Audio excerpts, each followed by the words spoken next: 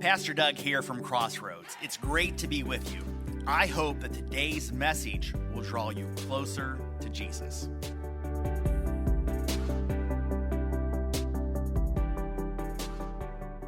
So my younger brother and I are 2.5 years apart. And so growing up, we fought a lot. We love each other, we cared about each other, but there's just enough an age gap, and being brothers and constantly being together, we got into a lot of scraps. And most of the time it was just dumb stuff, getting on each other's nerves, not sharing things, playing too physically. But sometimes we would escalate it to like a real fight. And sometimes we would just drive my mom crazy. And ordinarily, this was just kind of everyday occurrences. But sometimes we would take it to the next level, and she would be really upset with us, and we knew we were in trouble. And we really knew when we were in trouble when the phrase came out, "Just wait till your dad gets home." Now, some of you, that phrase may still have some meaning to you. Maybe you remember that one, or maybe you've even said that one in the past. Just wait till your dad gets home. In that moment, I knew, in those instances, something changed. The dynamic changed. Now, I was not going to be anticipating my dad's arrival at home, because with the arrival of Dad came punishment. And inevitably, Dad would come home. And we didn't go running up to the door, "Hey, Dad, I'm glad to see you. So glad you're home." No, that is not how that went down. We were no longer anticipating and looking forward to the presence of my dad in the house, because the presence of my dad meant punishment. Now, how many of us, if we're being honest, have a similar thought when it comes to the idea of approaching God or getting close to God? That what we experience when we think about getting close to God is not anticipation or excitement, but a little bit of fear, a little bit of dread. Well, that's what I want to talk a little bit about this morning. And we're in the middle of this series called Greater Than, a study of the book of Hebrews that we're doing all summer. And we're going to begin at the end of chapter 4, and we're going to be continuing on into chapter 5. As we get started, there was a verse that we covered just real briefly at the end of last week that I want to revisit, because I think it's going to inform what we're going to talk about today. And the verse says this in verse 13 of Hebrews chapter 4. "Nothing in all creation is hidden from God's sight. Everything is uncovered and laid bare before the eyes of Him to whom we must give an account." Now, what this means here, the idea we're seeing here, God sees everything. God knows everything. And we have to answer for the things that God knows and sees. Now, if you're like me, my initial thought about this verse is not excitement. It's not anticipation. It's a little bit of fear. It's a little bit of dread. It's kind of like parent-teacher conferences when you're a kid. Like, nothing good happens when your parents interact with your teachers. The only thing that can go wrong is it's going to be bad. It's like they're going to find out everything you did or did not do. At least my parents, that's how my parents were. That's what they were looking for in parent-teacher conferences. And so I'm sitting at home just wondering, okay, is it going to be okay? Like, there's not going to be good things that come out of this. And that's kind of the impression I get when I read this verse. Like, I do not have anticipation. And then verse 14, it says this, "Therefore, let us hold firmly to the faith we profess." Yeah, better hold on. Better hold to that path or else. That's what I'm kind of getting. That's my impression, combining these two verses. But then look at verse 16. Verse 16 says this, "Let's approach God's throne of grace." Let's approach the throne. Now, wait a minute here. God knows everything. God sees everything. He knows what I've done and what I'm supposed to give an account to. The last thing I want to do is approach the throne. That's not first on my priority list. And add to this the fact that this was an era, the Hebrews would have been very, very familiar with the idea of kings and thrones and rulers. The Hebrews would have been way more familiar with the idea of approaching a throne than we were. Approaching an ancient throne was not something to be trifled with. It was dangerous business. Often your life would literally be on the line. If you approach the throne in a wrong manner, look out. It was coming. And this was true in many ancient cultures. You just don't casually approach kings and queens. And we see a good example of this in Esther with the Persian throne. Listen to what it has to say. All the king's officials and the people of the royal provinces know that for any man or woman who approaches the throne in the inner court without being summoned, the king has but one law, that they be put to death, unless the king extends the gold scepter to them and spares their life. The default was death if you approached the throne. That was the default. The king had to specifically declare you innocent to spare your life if you approached the throne in the wrong way. Now, the Hebrews didn't have a throne that they had this kind of reverence for, but they did have something that had very similar equivalent in terms of how it was approached, and that was the Holy of Holies. It would have been in the temple or previously in the tabernacle, and it was this room in the inner sanctum of the palace, the temple. And it represented the presence of God on the earth. It was kind of their version of a throne, if you were. And if you approached the Holy of Holies without going through an exact series of steps, the result, likewise, was death. So for this room, the Holy of Holies, only one person could ever enter it, and that was the high priest. And even then, only once a year on the Day of Atonement. And there was a whole series of sacrifices that had to be performed surrounding this so that it would be okay. The priest would have to bathe first. He would have to wear a very special wardrobe. And there was other ceremonies involved, burning coals, incense, all kinds of things like that. All so that he wouldn't die when he went in there. In fact, their outfits had bells on them often. And the other priests would be outside the Holy of Holies listening to still hear if they heard the sound of bells to make sure the guy was still alive. Now, there's a Jewish tradition that they would actually tie a rope to the ankle of the priest. That way, if they screwed this up and they died, they'd be able to haul him out without having to go in and get killed themselves. Now, there's not really any scriptural evidence for this, and the history is a little vague as to whether or not this actually happened. But it does illustrate the seriousness of how they dealt with it. Approaching God's throne was a big deal. Now, keep in mind, the throne we're talking about in Hebrews is not a literal throne. It's representative of God's presence. But it carries that idea, that weight. So if it's you and me, and God knows everything, there's no way I want to approach the throne. There's no way. I'm Adam in the garden. I'm trying to get out of there. I'm hiding, whatever. And for many of us, this is how we view approaching God. We know who we are. We know what we've done. Here's a quote that's full of joy. Only you know the full range of your secret transgressions, insufficiencies, and inadequacies. No one is more familiar than you with all of the ways your mind and body are flawed. It's very encouraging. So as a result of this knowledge, many of us fear approaching God. And if we do approach him, we're not looking forward to it. How many of us, the dominant view of God in our lives is that of fear? Fear of approaching him. Or maybe it's being racked by guilt and shame whenever we think about it. Constantly thinking of all the ways we've messed up. We see an angry God waiting to just zap you.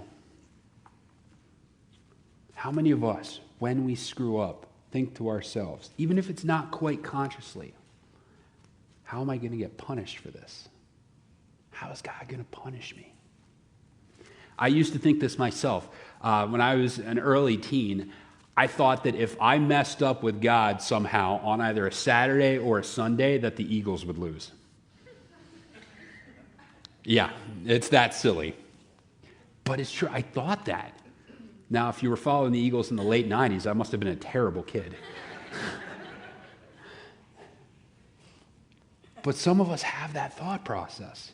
And the Jews often would have had that thought process. But what if? What if it doesn't have to be this way? What if we've got it all wrong? What if our understanding of God needs to be updated? Listen again to verse 16 on how we are supposed to approach the throne.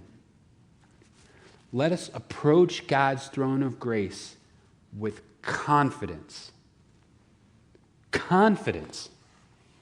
Now, this does not square with what we've learned about approaching thrones and approaching God. This kind of manner, just strolling up with confidence, seems kind of reckless, doesn't it? But there it is. Approach with confidence. This is a pretty massive change. Don't overlook that. So what changed? What changed from this approach to the Holy of Holies with fear and only the high priest to being able to approach the throne with confidence? What changed?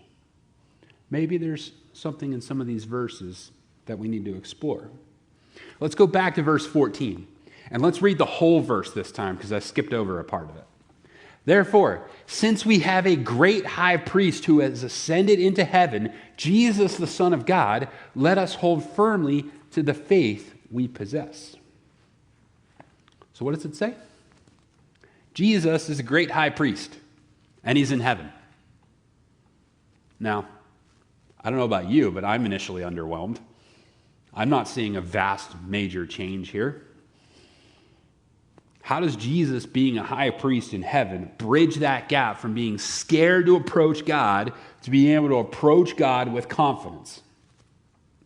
Well, the answer for us lies in the role of a high priest, something that's a very foreign concept to us. But once we understand it, it will change our mindset as to how we approach God. So let's look at the role of a high priest. Chapter 5 gets into this. Verse 1.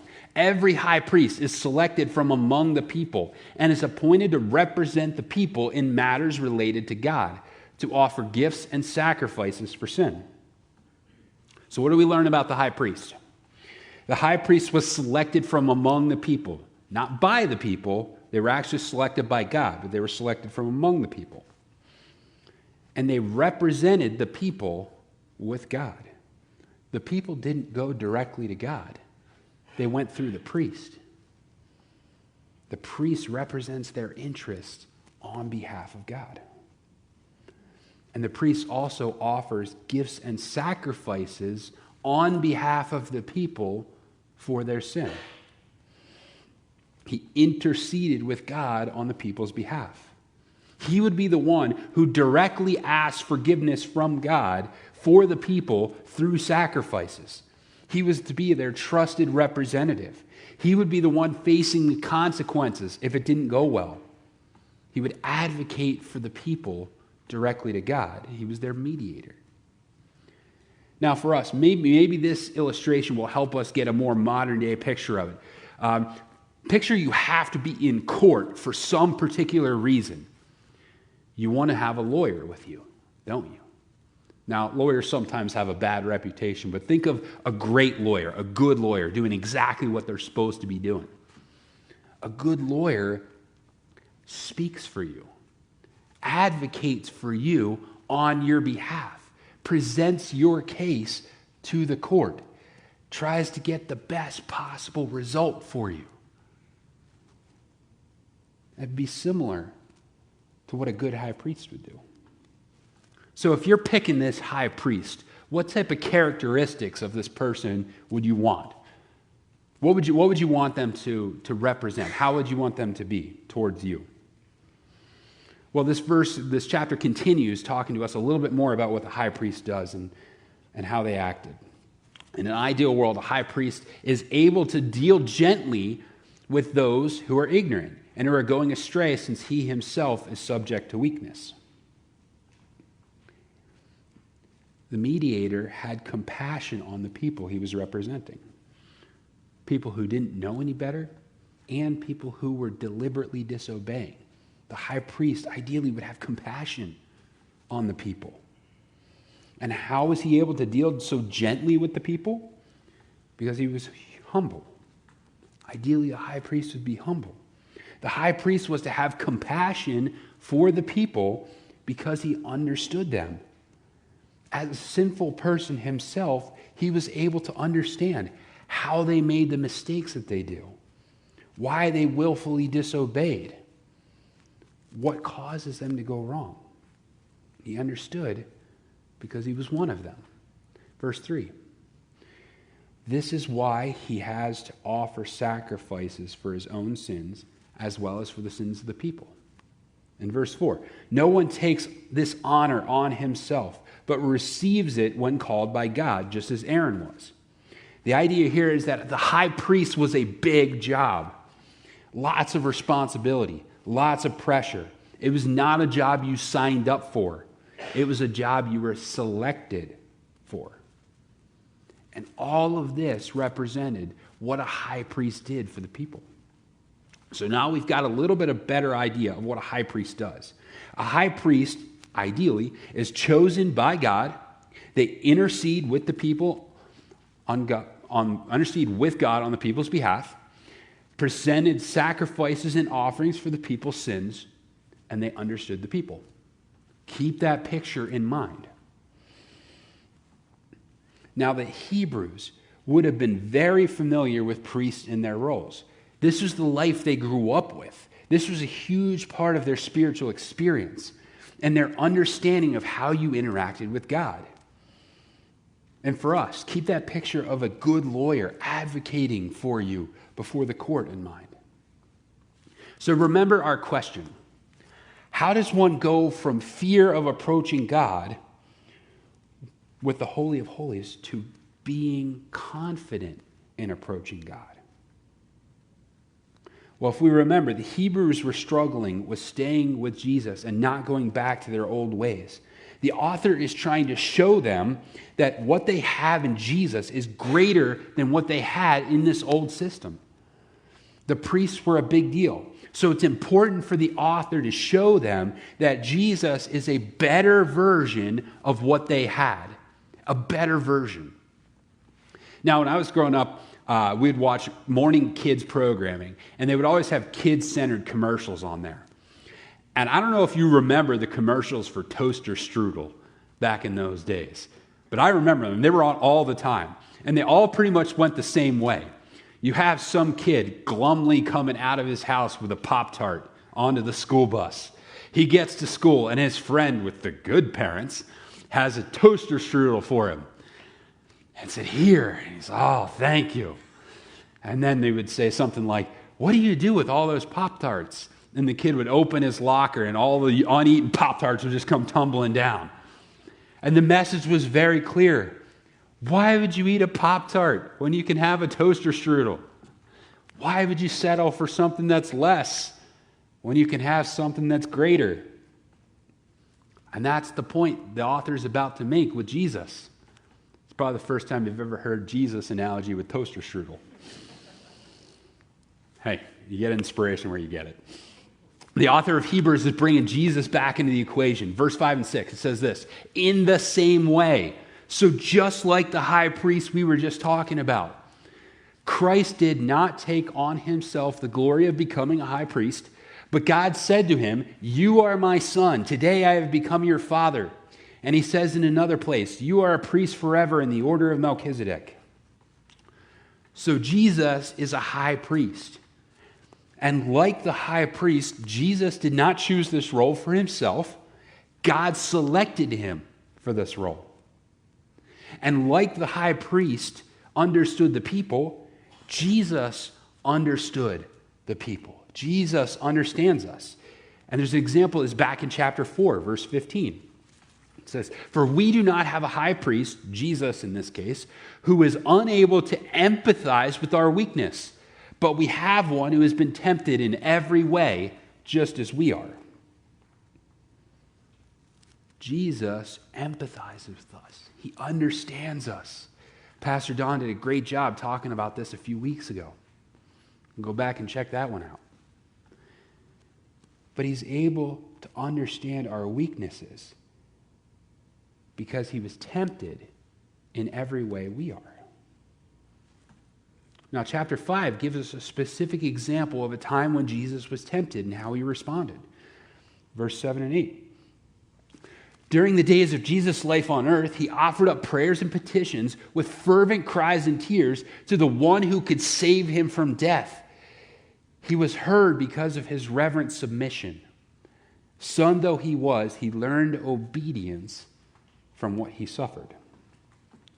Jesus, like us so many times, struggled with doing what his Father had asked him to do. He struggled with that idea. And he suffered. Jesus was able to empathize with our weaknesses. He was tempted in every way we were. He knows what it's like to be tempted. He knows what temptation looks like and how appealing it can be. He's been in those tough situations. He understands why people fall, why people give in. He's exactly like the high priest in that regard, with one major difference. One major difference. Back to verse 15.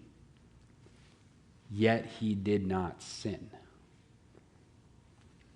The high priest sympathized with us because he had sinned. Jesus faced what we faced, yet didn't sin. And now we start to see how Jesus is a better version than what they had. The priest's compassion and humility came out of his own frailty and his own weakness. But Jesus was different. And the word here is empathize. Empathize. It means the ability to understand and share the feelings of another. Jesus' strengths come out of his ability to face what we face, yet not sin. It says here that Jesus learned. He learned not by failing, but by obeying. He didn't learn obedience by first starting with disobedience and moving towards correcting that. He learned by actively engaging in obedience. And as a result, verse 9, once he was made perfect, he became the source of eternal salvation for all who obey him and was designated by God to be a high priest in the order of Melchizedek. Now, you've heard that name Melchizedek a couple times. Just ignore that for now. We're going to come back to that in full force in a couple weeks. But Jesus was made perfect, and he was given that role of a high priest. So now Jesus is the mediator between us and God. Jesus is that good lawyer representing us on our behalf.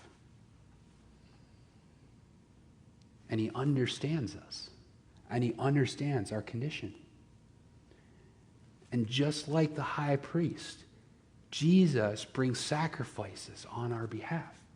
Only in this case, not the temporary animal sacrifices that had to be redone every single year, but he brings himself on the cross, his death, a permanent sacrifice.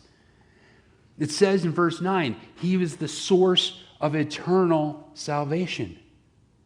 Eternal salvation. Jesus fulfilled everything a priest would have done, but he did it better and he did it permanently. Jesus provides us with the best possible advocate to God we could possibly have.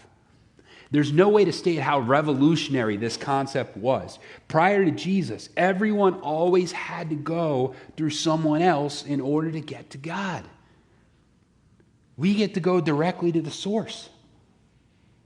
Thanks to Jesus. This is a game changer for us. So what does it mean? What does it mean for us? Well, remember our opening questions. What happened to go from a high priest fearfully approaching the Holy of Holies to verse 16, which says this: let us approach God's throne of grace with confidence, so that we may receive mercy and find grace to help us in our time of need. Why can we approach the throne with confidence? Because of Jesus. The Jesus who understands us, who sacrificed for us, the Jesus who represents us to God to ensure that we will receive mercy, grace, and help. What if we don't have to be afraid to come to God? We don't. We do not have to fear coming to God. We don't have to fear approaching him because he is not angry with us for our sins. We have received mercy. When we come to him, we have received mercy.